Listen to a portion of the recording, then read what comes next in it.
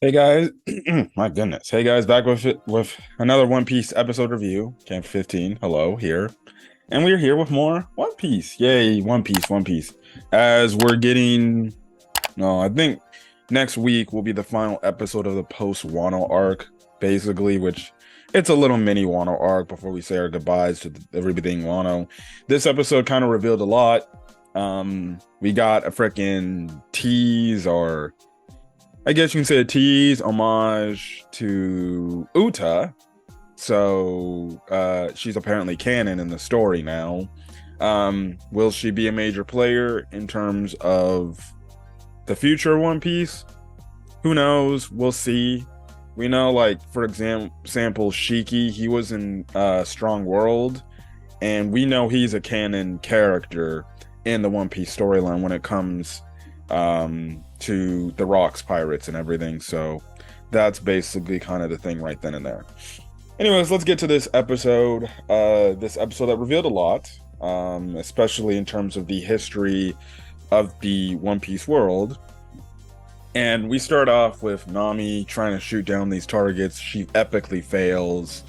But Usopp comes in. He obviously is the sharpshooter of the group, and he hits the targets, basically.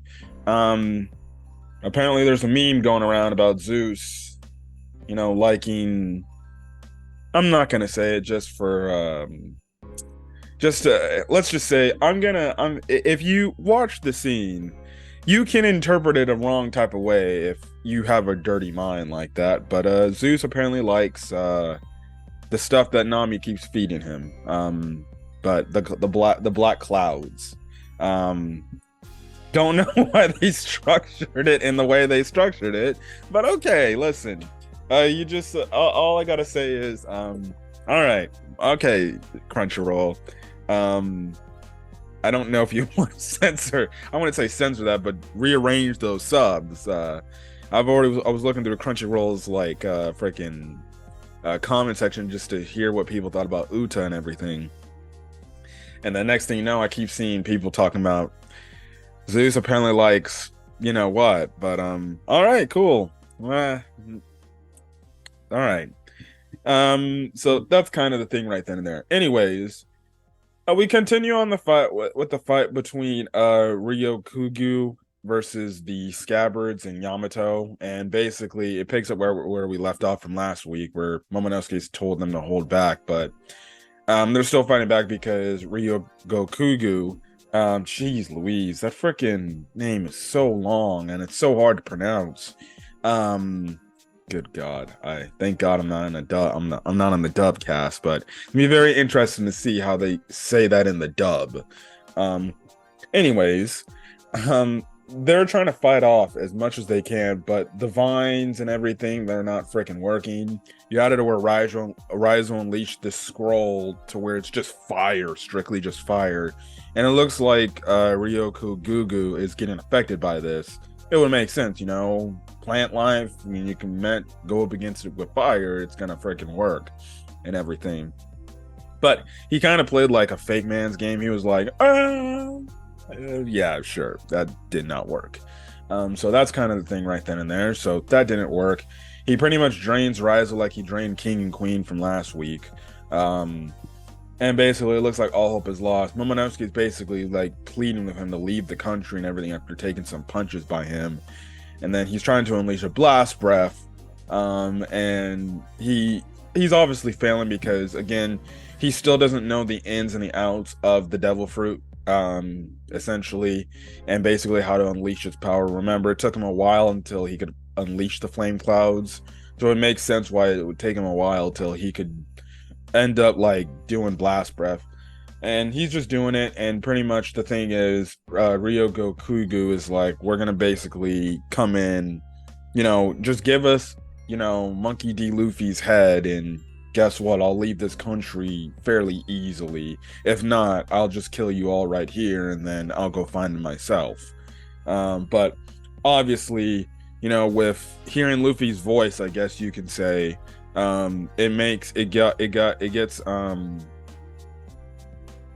it gets Luffy, or it gets Momo to like have confidence in himself, he unleashes the blast breath.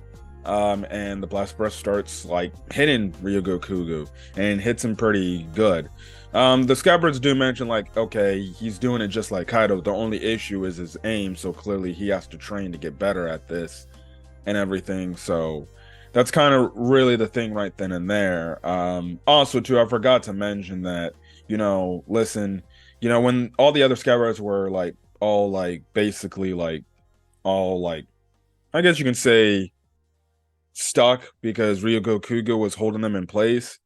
They're basically pleading with Momonosuke, hey, maybe we should get Luffy to come. Yamato was saying that, and Momonosuke was like, no, we can't have Luffy come in and try to save us again because this is our country. Like, how would we look if we need to rely on people again, who are not of this country to be able to save us again? Like, and he makes the mention like they're about to leave, and if we can't defend our country, then what the hell is our point? Is our purpose here? What was the hell in the point of fighting and retaking Kaido back if we couldn't freaking save our own country in our own hands? Which, Momonosuke makes a whole lot of sense when you think about it. Like he does. Like, yes, obviously Luffy and company, they had to worry about Kaido's main forces, but at the end of the day, it's like if there's a threat on their country, they have on their own 2 feet, they have to be the ones to defend it. Because at some point Luffy's not going to be there to save them, and he's not going to be their ace in the hole like he was. Because remember, like we know from if you watch the next preview, Luffy and company are going to essentially be leaving the country of Wano now. So obviously it makes sense on Momonosuke's standpoint, like, hey, we can't, as much as we love Luffy and everything they've done, we can't rely on these guys because listen, they're going to be gone, and if we can't defend our country, well then what's the hell in the first place in trying to take this country back from Kaido? So that's kind of the thing right then and there. So he unleashes the blast breath. It looks like Admiral Ryokugyu takes a good brunt of the attack, but he ends up getting back up. Seemingly enough, it seems like it did some damage to him, but really not too much damage, which again, it goes to show you that, all right, these freaking admirals, they're on a whole nother level because they can take all these damn shots. It may rough them up, but they can still get back up to the point where they're fighting, which it goes to show you, okay, how strong are the admirals and how much does it need it to be, or how much how much stronger do these characters, especially the Straw Hats, need to be in order to take one down? Now the question is obviously, how does Gear 5 step up against the admirals? Will Gear 5 actually give the admirals problems going forward? Who knows? I guess we'll find out at some point in time later, or the tail end of the story when Luffy maybe we'll probably have to fight an admiral, probably Sakazuki, more than likely. But honestly, I've come to the recollection that I feel like Luffy would get like a few minutes of a fight against Akainu.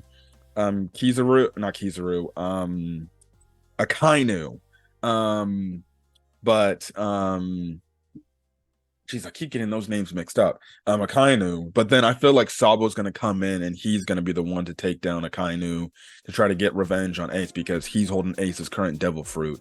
It would make sense, but honestly, preferably, I'd rather have Luffy take down Akainu because it'd be a whole full circle thing of him taking down his brother's killer, basically, Ace's killer. So that's kind of the thing right then and there. But when it looks like Admiral Ryokugyu is about to get back up and continue to fight, and he's like, I'm about to kill all of you. We have basically, we have it to where Shanks, he looks like he's sheathing his sword, and then this wave of Haki just goes at the Admiral, and it basically makes the Admiral like back the hell down. Is like, all right, stop, jeez Louise. And in Shanks' monologue, he's basically talking about like, I can't believe you dare freaking interrupt what's going on, after all the hard work that these pirates did basically to create this new era. Now you want to get involved and take that away. Well, I'm not going to let that happen, basically. If you want that, then you can come pick a fight with me, basically. And he unleashes like crazy amounts of Haki, like just by sheathing his sword. And you even have it to where Ben Beckman's like, hey, can you tone it down, man? You're making the newbies pass out or whatever. And you just have a bunch of Shanks pirates just knock the hell out, except the stronger ones, obviously. But it go again, just sheathing his sword just shows you how strong Shanks is and just how much Haki he can emit. He wasn't doing this from like the eyeball incident he did with the Sea King. He's just doing this and releasing his Haki, his Conquerors Haki from just from taking out his sword slightly, basically. That ends up obviously getting Ryokugyu away and having them walk away and him leaving the country eventually. This is also too when he's talking about this new era of pirates. You see a kid Luffy. It's so fast. You see a kid Momonosuke and I think Hiyori as well, and then you see a silhouette of a dancing Uta as a kid. Now, if you watch One Piece Film Red, you know clearly that she had an impact on Luffy's backstory, which the movie, if you're wondering, is it canon to this main One Piece timeline? It is not canon. It's its own thing because obviously certain events in that movie where it takes place, it's literally, it can't take place because Jinbei's there, and then two, with Big Mom being defeated, wherever she's at, it makes no sense in the grand scheme of things because, well, Big Mom is in Totland, and it's like, wait, that wouldn't make much sense. So the movie is not canon. It's like Strong World. The character of Uta, just like Shiki, is more than likely going to be canon to the main One Piece timeline. We just don't know what the hell she's doing in this timeline, like we know what's going on with Shiki as well. After the incident on God Valley, basically. But we know she's somewhere out there. Maybe she's on Shanks Island that he's taken over, just living there, basically a normal life, and she's not going to play a major role. But the thing is, with that silhouette of Uta, I don't know if Oda has any big plans for Uta going forward as a canon character, but it's probably just a reference and homage. And I think it's also an homage to the fact that this moment Shanks did to Rio Gokugo is kind of similar to the same moment that he did in One Piece Film right at the end of the film when the admirals were essentially there. They didn't show Ryokugyu in the film. I don't care if I'm spoiling the film for you. At some point, enough time has passed if you haven't seen One Piece Film Red. But Kizaru was there, and Fujitora was there, and basically just like in the movie, at the end of the movie, Shanks uses Conquerors Haki to make the admirals essentially back the hell off, and basically saying, if you want to continue fighting, well, we can fight. You can fight us. And he just unleashes his Conquerors Haki, and then boom, he goes absolute. They just retreat and like, all right, we'll pick another fight for another day. So, it's basically similar to that. That scene is basically similar to what happened in this episode. So basically, this is like a canon version of what Shanks did in One Piece Film Red. But Uta potentially being canon, maybe is canon. I think she is, honestly. I think she is canon. I think they referenced her in the manga or whatever. Again, I don't know if she has any bigger part to play in the One Piece story. Not really, I don't think. So I think it's just a character moment, a character homage or a character reference to Uta, essentially, basically. Like, okay, she's canon. She's out there. Don't know if we're going to bring her into the main focus of the story, but who knows? Maybe Luffy could get his girlfriend. Because listen, if you watch my One Piece Film Red review, I ship Uta and Luffy. I ship it more than Boa and Luffy, and hell, I ship it more than Luffy and Nami, which people like to ship that pairing a lot. So that's kind of the thing right then. You had it to where Jinbei, Luffy, Sanji, and Zoro, they were on the cliff just watching this fight take place. Jinbei references the Haki output. And obviously, Luffy pretty much knows that that's Shanks and everything because he's like, that felt like a familiar face, basically. And he smiles and everything. Speaking of another couple, I guess people like to ship, which is apparently Nico Robin and Trafalgar Law. Essentially, we pick up where we left off from last week with the whole scene about, Sukiyaki and everything. Law ended up coming down. Robin's like, what the hell are you doing here? And basically, Law is like, well, you were nowhere to be found, so I thought it was quite suspicious where you were at. So, yeah. So, hey, listen, Law's a smart guy. And again, I guess if you're Law x Robin shippers, I guess you love these moments too, because they have some banter. Like when she's climbing through the little area to see the underwater point of Wano. Law just uses his devil fruit to basically like zip right there, and she's like, you cheated. So if you're Law X Robin shippers, well, hey, there you go. You get your Law X Robin moment here. So yes. But anyways, Sugiyaki takes them down these flight of stairs, and basically they come across this window, and Robin's like, wait, why is there daylight down here? This wouldn't make sense. And basically Sukiyaki's like, oh yeah, that's a glass wall right there. Essentially, when Law and Robin look through this glass wall, they see Wano. They see Wano. It's the land of Wano underwater. But this is the land of Wano from 800 years ago.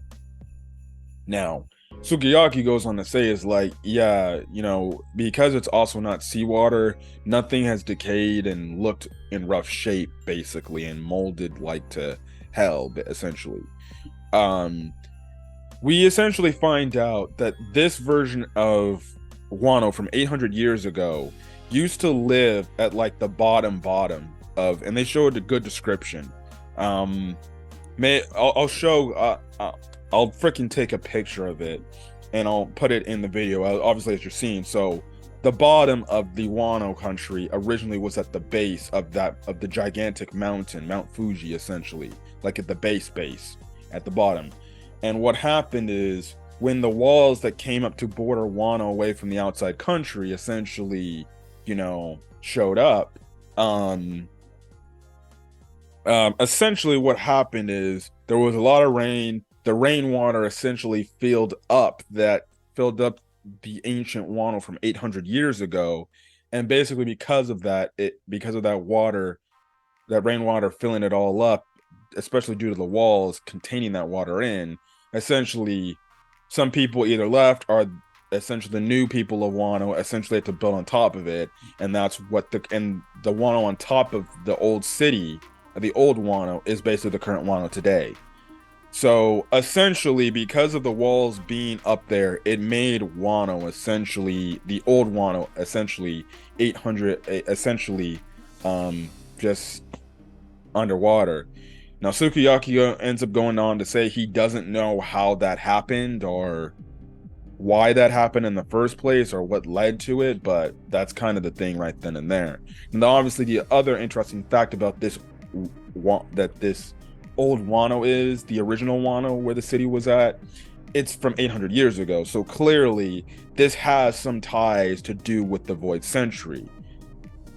Again, Sukiyaki made the mention like, okay, I don't know how the walls got up there in the first place, so who knows? So maybe, my best guess is this: maybe the Wano from 800 years ago, which was clearly the Wano from the Void Century, they probably must have seen or heard about what the world government was doing to the ancient kingdom, and in their best defense, they're like, okay, we can't have this happen. Let's somehow make these walls to close our borders up and prevent anybody from coming into the land of Wano. Seemingly enough, that seemed like, I guess, a good plan for them, but clearly it backfired because it ended up making them get basically put their city underwater, essentially, and they had to build on top of it. So we'll probably get an understanding of whenever the 800 year ago flashback, when it comes to the Void Century, eventually appears. We'll probably get the explanation of how Wano got under, the original Wano from 800 years ago went underwater. So I know when this was in the manga, this was actually a pretty damn big revelation, because it's like, oh shit, so it's basically a new Wano basically that they're stationed at, and the original Wano from 800 years ago is literally right then and there. It's kind of like how in San Francisco, California, there was an old San Francisco, but eventually the seawater rose, and especially because of the earthquakes and everything, San Francisco essentially built upon itself, essentially. So it's kind of like that too. So yeah, which it's pretty wild when you think about it too. So yeah. Anyways, they go further down. They see the road poneglyph. This is the third road poneglyph that the Straw Hats have found. So they just need to find the last missing one that no one knows where it is at. Because remember, in terms of where these road poneglyphs are at, there's one on Zou, There was one in Totland. There was one in Totland with Big Mom, to my recollection, from what I remember. And then obviously Kaido had his, and this is the one Kaido had. And now the other one, it's nobody knows where it's at. That's the last one they have to find, essentially. And then if they find that one, that will take him to Laptail, essentially. So that's kind of thing. Robin didn't go up to it and read it yet, so maybe that will be explained in the next episode too. Also, too, Sukiyaki makes the explanation like, yep, this is here. This is a little high place, you know, underneath the base of the mountain, essentially, where, you know, the water, where it doesn't get overflowed due to the water. Also, too, just to make a mention, Pluton, if you're wondering where it is at, it's even farther down. Sukiyaki makes the mention that he hasn't seen what Pluton looks like, but apparently Pluton is farther down. So basically, it's somewhere under the water, essentially. Now the question is does it got a lot of mold and everything? Is a little bit rusted? But then again, at the end of the day, Sukiyaki made the mention that isn't seawater, so that's why things have been decayed or rusted probably. It's just rainwater, so if it's just leftover rainwater or essentially fresh water, I guess you can say, potentially Pluton could be a-okay, and still in good condition. Now Sukiyaki makes the mention, he's like, well, the thing is, if the borders are broken down, well then that would end up freeing Pluton and making it actually available for use. Now Robert makes an interesting question. He's like, well then why the fuck why would Odin want to open the borders to Wano? And basically Sukiyaki's like, I don't know, it was passed down in our freaking family lineage about this information and everything. But as for why he said that line, I have no clue what happened on his journey. So clearly, maybe Odin knows something of like, okay, maybe this open the borders thing, probably the teardown of these border walls, essentially must something be signifying something happening in the future of the One Piece storyline, something that he must have saw along his journey alongside Roger. And maybe that was the whole thing of like open the border down, break down the walls essentially, and maybe Pluton can be freed at the right point in time, but who knows? But it's actually pretty crazy that, okay, if the walls are broken down, Pluton is accessible to anybody.